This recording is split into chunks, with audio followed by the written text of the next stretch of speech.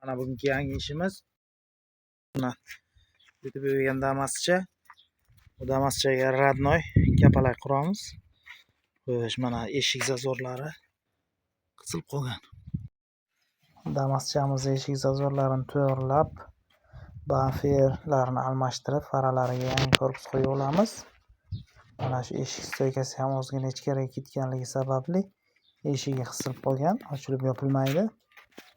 Plus mana bu fara turadigan joyi ham ezilgan. Mana yangi radnoy kapalakchani o'rnatib oldik. Yana ichki qismlari mana ozgina joyi kraska to'ldiriladigan joyi qoldi.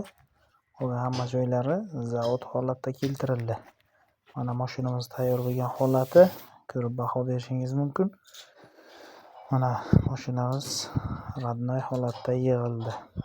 Bizni kuzatib boring, like bosib qo'llab-quvvatlang. Hammaga rahmat.